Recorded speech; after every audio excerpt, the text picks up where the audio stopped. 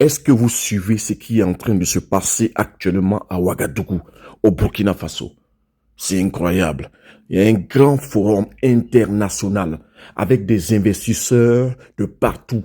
Ça veut dire quoi? La tentative de déstabiliser médiatiquement, de diaboliser le Burkina Faso ne prend pas. Les gens ont foi en la vision portée par le capitaine Ibrahim Traoré, en le projet porté par le capitaine Ibrahim Traoré. C'est incroyable. C'est la raison pour laquelle vous devez partager les vidéos, republier, commenter, liker. C'est ça la guerre de communication, la famille.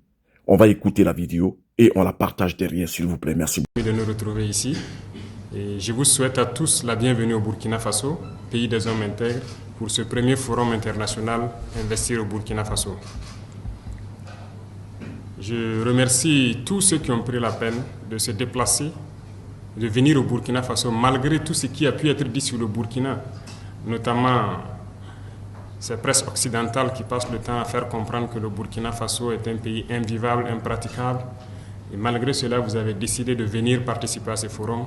Moi, je tenais à vous dire particulièrement merci, merci du fond du cœur. Merci à tous. Je pense que ce forum est une opportunité immense pour d'abord se comprendre. Pour moi, ce premier forum n'est pas forcément dans la profondeur des relations d'entreprise et autres, mais surtout pour comprendre le Burkina Faso. Alors, tout de suite, j'ai parlé donc de l'aperçu du Burkina par rapport à certains médias, certaines nations. Mais le plus important, c'est de comprendre la révolution du Burkina Faso. Et je pense que nous sommes le seul pays en Afrique qui ait déclaré la révolution. Et c'est difficile, peut-être pour un investisseur, de comprendre ce que c'est que la révolution et comment investir en temps de révolution. Et je puis vous assurer qu'en Afrique, c'est peut-être la seule opportunité offerte pour investir de manière sûre. Et il faut que tous ceux qui viennent pour investir le comprennent. Pendant plusieurs années, beaucoup d'investisseurs sont venus au Burkina Faso, dans cette démocratie qu'on connaît, mais beaucoup, venus d'ailleurs, ont été trahis, ont été déçus. Certains ont été escroqués, certains ont été arnaqués. Ils ont été heurtés dans le ministère à beaucoup de refus d'agrément.